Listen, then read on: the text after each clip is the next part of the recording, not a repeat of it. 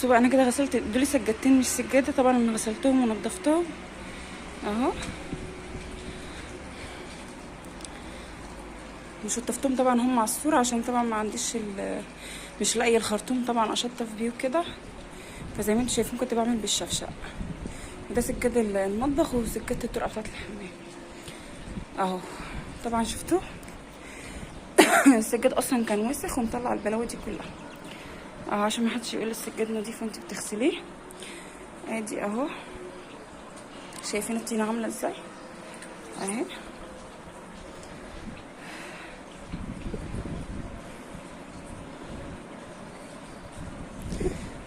بصوا بقى الصاله عندي طبعا مكركبه برضو ومبهدله، فهروقها برضو ان شاء الله دلوقتي معاكم اهو. انا مش هغسل السجاد ده عشان هيروح المغسله، عشان هو اصلا تقيل مش هقدر اغسله، فان شاء الله هوديه المغسله يتغسل.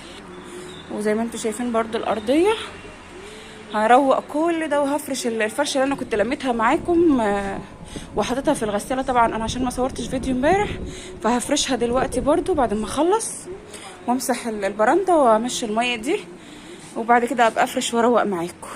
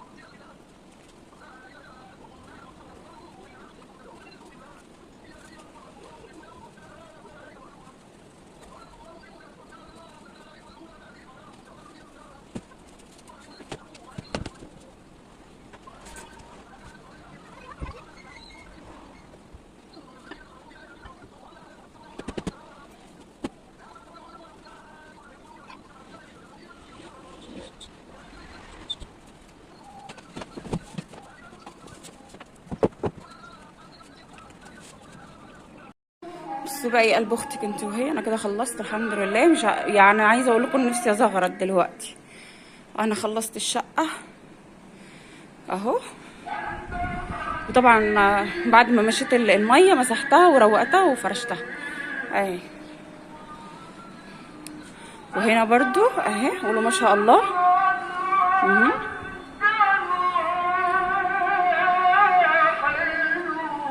اه يا حبايب قلبي، انا كده خلصت الحمد لله. مستنيه بقى انكم تشجعوني كده بتعليقاتكم الحلوه. ودي الصلاه التانية برضو خلصت، اللي هي فيها السفره، خلصتها.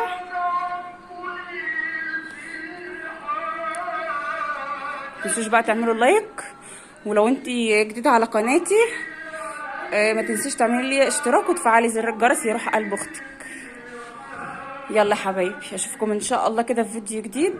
وما تنسوش بقى اللايكات، لاني والله بجد تعبت جدا في الفيديو ده زي ما انتم ما شايفين. ومستنيه بقى تعليقاتكم الجميله اللي زيكم.